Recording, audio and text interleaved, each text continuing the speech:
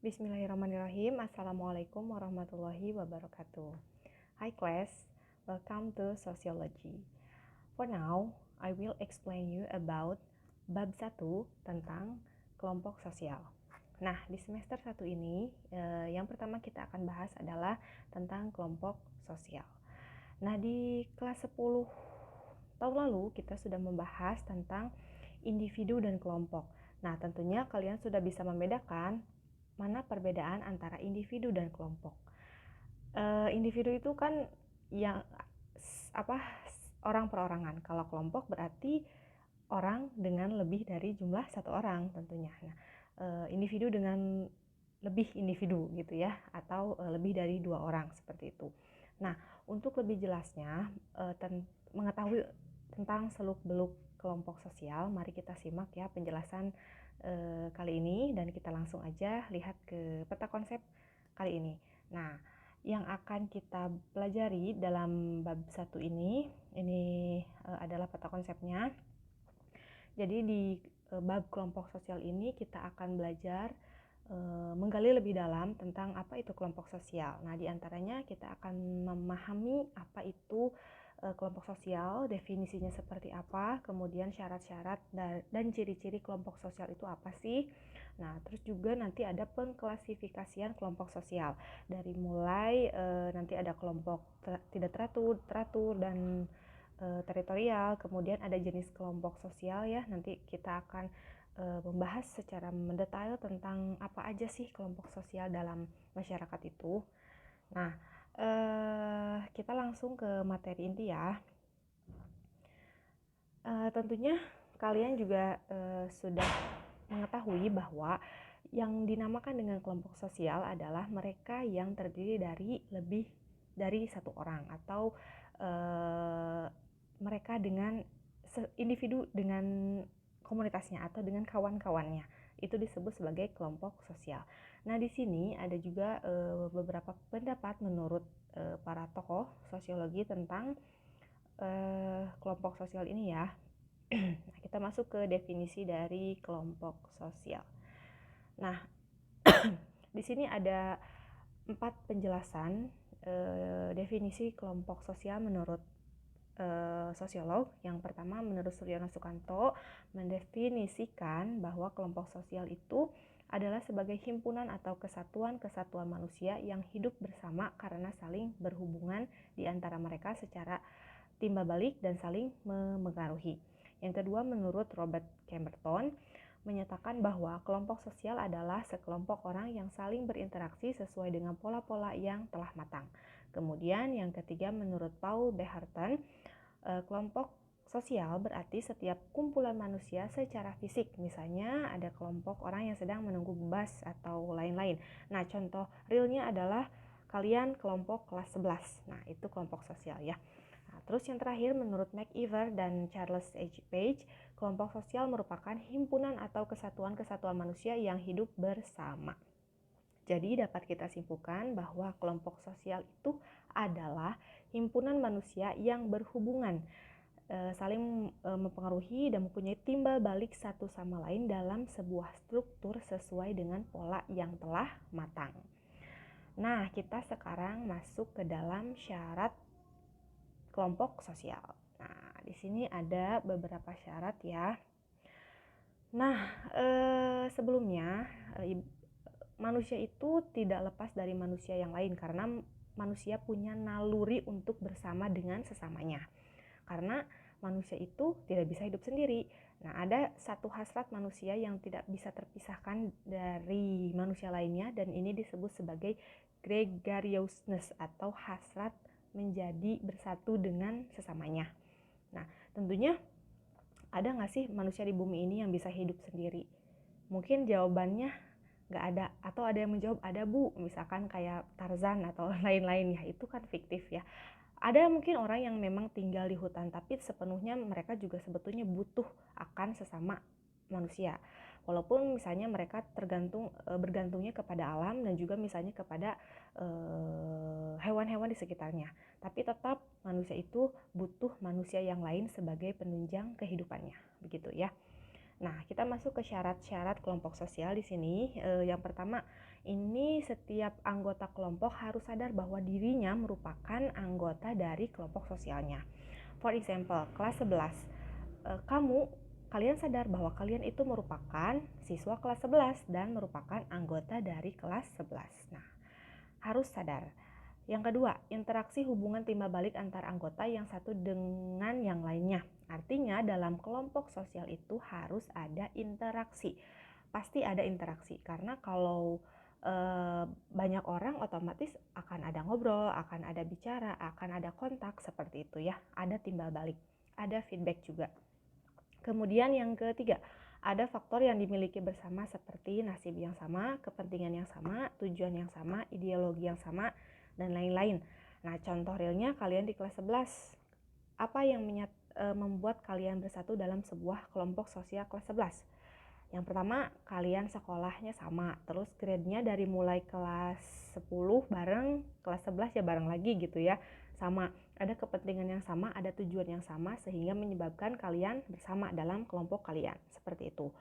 Terus yang selanjutnya, berstruktur, berkaidah, dan mempunyai pola perilaku.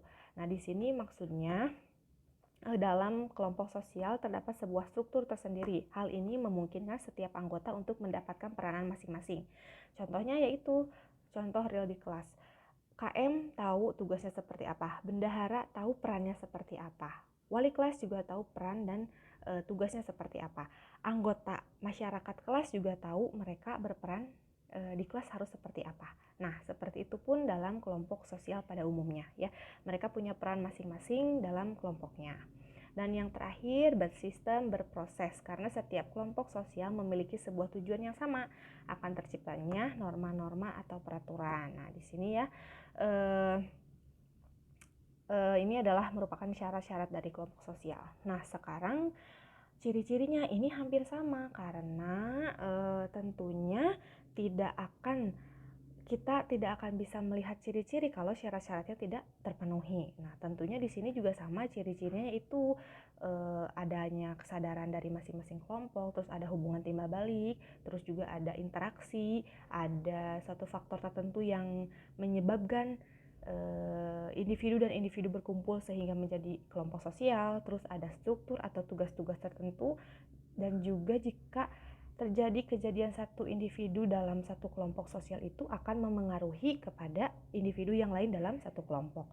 For example, kelas 11 misalkan yang satu sakit atau yang satu kecelakaan, otomatis itu mempengaruhi kelompok sosial kalian karena ada rasa di sana, rasa senasib sepenanggungan atau rasa kebersamaan seperti itu, rasa solidaritas.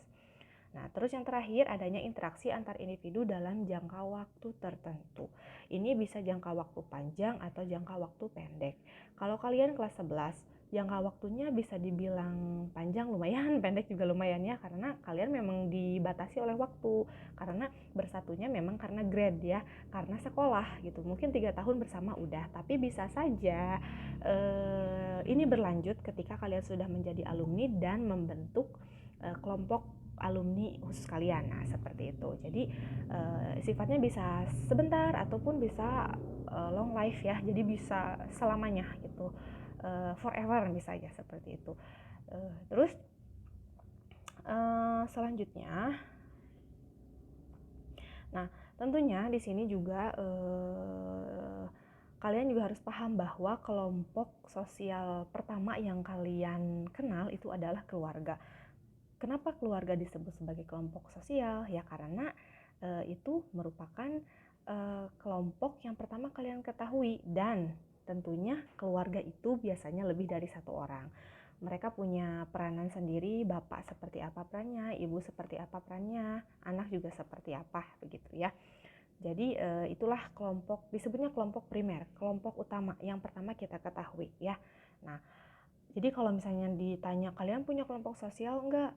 Harus jawab punya, karena kalau keluarga, teman sepermainan, teman sekolah juga itu merupakan kelompok sosial ya. Nah, sekarang kita masuk ke faktor pembentuk kelompok sosial. Nah, kalau kemarin di buku yang mungkin sudah dicatat itu ada 3 ya. Ada 3, ada kepentingan, faktor karena kepentingan yang sama, terus juga karena apa, keturunan atau darah, yaitu ya. Terus yang terakhirnya karena apa sih, daerah atau wilayah yang sama. Nah, di sini juga hampir sama. Ini cuma beda jadi 4 aja, sama, tapi intinya sama. Yang pertama ini faktor pembentuk kelompok sosial. Alasan mengapa kelompok sosial itu bisa ada. Yang pertama karena faktor darah atau common ancestry. Nah, kelompok sosial ini dibentuk atas dasar keturunan, sudah jelas. Artinya di sini kelompok sosial itu punya basic yang jelas, yaitu faktor keturunan. Misalnya ada sekelompok orang yang membentuk kelompok karena mereka misalkan keturunan dari keluarga apa, atau misalnya berdarah biru kerajaan mana gitu ya, bikin kelompok sosial atau komunitas yang berdarah biru misalnya. Atau misalnya juga kan kalau di Indonesia kita punya berbagai macam etnis atau suku bangsa. Nah, biasanya orang-orang dengan rasa persaudaraan yang tinggi, terus mereka membentuk kelompok sosial tertentu. Misalnya orang-orang kayak kita, misalnya etnis Sunda, kita bikin kelompok sosial orang-orang Sunda misalnya. Terus misalkan teman kita yang lain membentuk kelompok sosial orang-orang Jawa gitu ya, atau orang-orang Minangkabau, orang mana lah ya, yang sedarah gitu ya. Nah, ini juga hampir sama dengan yang keempat ini, faktor karena daerah asal. Nah, ini juga hampir sama ya yang tadi, karena biasanya orang-orang yang berasal dari daerah yang sama juga mereka mempunyai rasa senasib sepenanggungan, rasa solidaritas yang tinggi, sehingga membentuk kelompok sosial mereka begitu ya. Seperti contohnya misalkan ada pelajar di Amerika yang membentuk kelompok sosial untuk pelajar Indonesia di Amerika, atau misalnya pelajar Muslim Indonesia di Inggris. Nah, seperti itu dibentuk atas dasar faktor daerah yang sama begitu ya. Nah, terus yang kedua di sini ada faktor geografis. Di sini maksudnya adalah tata letak tempat tinggal dari beberapa individu atau masyarakat ini menjadikan mereka membentuk kelompok sosial menurut daerah mereka. Kayak misalnya orang-orang yang di dekat dengan pantai, otomatis mereka punya komunitas nelayan misalnya, seperti itu. Atau misalnya orang-orang yang di pegunungan, otomatis mereka membentuk komunitas misalnya komunitas atau kelompok sosial petani teh misalnya, karena di pegunungan ya gitu. Jadi itu bisa masuk ke nanti kelompok sosialnya lebih ke profesi gitu ya, atau misalnya yaitu ya berdasarkan tempat tinggal mereka aja, letak geografisnya di mana, seperti itu. Terus yang terakhir di sini ada faktor kepentingan. Nah, di sini ya ini kelompok sosialnya biasanya temporer ya, atau sementara. Mereka dibentuk oleh kepentingan gitu. Kayak parpol, atau misalnya kelompok-kelompok seniman. Di sini ada kelompok intelektual dan lain-lain lah, seperti itu ya. Nah, yang keempat itu faktor daerah asal sama dengan yang faktor darah ya tadi, atau keturunan, itu sama. Nah, selanjutnya itu mungkin ya yang dapat Ibu jelaskan tentang kelompok sosial. Pada intinya kelompok sosial itu adalah makhluk, bukan makhluk, manusia, masyarakat yang bersama dengan sesamanya begitu, dan mereka punya tujuan dan kaidah yang sama sehingga membentuk kelompok sosial itu.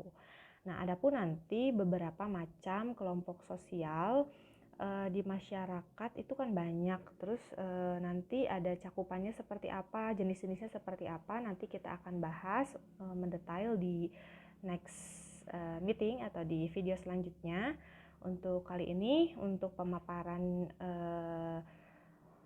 definisi kelompok sosial, syarat-syarat dan juga ciri-ciri kelompok sosial, Ibu cukupkan sekian.